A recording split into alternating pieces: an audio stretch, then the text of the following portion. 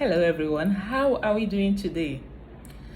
So I've been thinking there are a lot of things I could have done at this time, at this stage. There are a lot of personal accomplishments, and not just accomplishments, there are a lot of personal giftings I should have been able to share at this time. There are gains I have made in several areas that should be giving other people service, that should now have been given out or shared out in service to other people. And so sometimes I think about, why have I not been able to do all of those things? And there are several excuses, valid excuses, why I have not been able to do some of the things I have really felt impressed to do. And one of them is I'm busy, but that's not the biggest one. Now that I am, probing deeper into the root cause of those excuses, I'm seeing something funny rear its head, and that's what I want to discuss today. I realized that after I have conceptualized something that I think, okay, this will be of benefit to 1 or 2, 3 people, I then come across a production, somebody making an attempt of that thing I wanted to do, or something else entirely. I come across a video that somebody has produced, or a product that someone has made, and upon inspection of this product of someone else, I see a lot of things. I see mediocrity. I see half-truths. I see things that are quite incorrect, things that I'm like, no, I can deliver this better. This is not how it should be done. Why is that video in that color? Did that person realize that there is and was they are mixing up at the wrong places? I find problems with the person's energy. I have problems with the person's. I just pick apart this product. And while this is just something I maybe innocently do, automatically do, what happens is that I go about trying to bring out my own production. And when I am done doing it, I take time to look at it. And when that happens, I start picking apart my own self. I start picking apart my own work, and I am merciless. I am, fierce. I'm looking at it and I'm like, okay, what's going on with the hair? What's going on with the video? What's going on with your hand? I pick it apart, and you know what? That piece of work never leaves my internal shelves. They are sitting there in my drafts. They are sitting there in my write-up, in my notebooks. They don't go anywhere. And the major reason is because that measure with which I judge is fiercer in my head. Thinking about it, the only people who should find relaxation or peace criticizing should be professors, people who are academics, people who don't intend to go out into the field and do these things themselves. Otherwise, every time you wake up and you point at a thing and you say, oh, it should have been a bit better there, it should have been a bit better there, you are setting up a bigger bar. You are increasing the standard.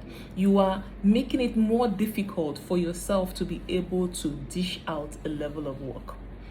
And this is an area where I have had growth, because I have learned to be able to put together something and swallow my ego or my pride, and tell myself that, look, who the hell are you? On what grounds do you think you should be able to bring out work and it is so perfect that, look, nobody can find a fault? What are you thinking? Who are you? I have learned to, be a bit more gracious with myself. Okay, so this is not demeaning to myself in any way. This is just telling myself that you are this young girl who wasn't sure the other day. You are this young girl who it took several people to come and say, oh girl, you are doing well, before you even believed that you could be anything. And here you are thinking that you cannot bring out work that is one measure less perfect. And the real issue here is the critical mind, which initially starts like a good thing because it raises the bar for you. But then, because you are not using it on yourself, because you have sharpened the use in other people's work, it comes back and it haunts you. And so this is not just about, productivity. This is about life. Every time you look at work that someone else has done, every time somebody sings and you are ungracious in your approach, every time somebody writes a work and you are like, no, the prose is not aligning, the context, no, it's mixed up, and you are that harsh, you are setting yourself up not to ever produce. Because the safest thing is to say, no, if I were to write a book, it's going to line up. If I were to sing a song, it's going to line up. You would keep on, assuring yourself that the day you do it. But you know what? You are not going to. You are never going to. I guess what I'm really saying is that if you are watching this video and you are finding big time faults, that's very okay, provided that you don't plan to do something like this. The moment you start thinking about it, you find yourself giving grace to someone else, to other people doing it. But how do you now increase the standards for yourself if you are going to accept every rubbish, if you are not going to be critical at all? Is that instead of wearing a critical hat, you become a student. Become a student of life, become a student of people. When you see people out there doing stuff, your response should be bring out your writing pad, bring out your notes, bring out, wear your learning cap and ask yourself, what are they doing right? What can I learn here? How can I be inspired by what they are doing? What should I avoid? What have I seen them do that landed them in trouble? In what ways can I avoid them? You are learning. You must tell yourself that for everybody who has that has bothered or burdened themselves by placing themselves in a position where they can be criticized, there is something you have to learn from the person. I'm not trying to be extra gracious to myself, but I'm trying to be extra gracious to people. Everybody who has placed themselves in any position where there is something that I can criticize about them, there is something I can also learn from them. And so I choose to learn from them. I choose to take notes. I choose to be inspired. I choose to learn even from their mistakes. Because when you are a student of life, you are inspired, you go further.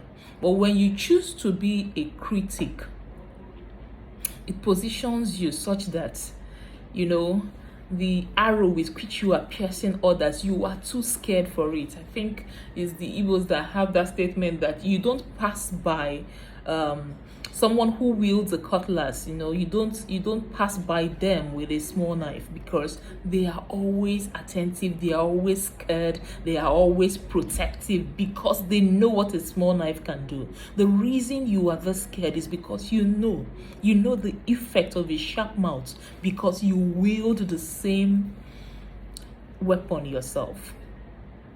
Okay? And that's my thought for today, that instead of being a critic, be a student. Instead of picking holes, take notes, learn, keep yourself in a position to always learn. And now that I am learning, it is scary, the stuff that I am more observant. The things I am picking, they are so many. And I believe it's a posture anybody can really take. All right, they say when you wake up, that's your morning. So good morning, my fellow critics. Wake up, get out of that zone and become a student. A student has the possibility of growth. A critic has reached his zenith. He is sitting from a pedestal. He is a judge. When you are a judge, you are the zenith of your growth. You are the zenith of your career. So a judge is no longer growing anywhere. But the students, the opportunities are limitless. Have a great day.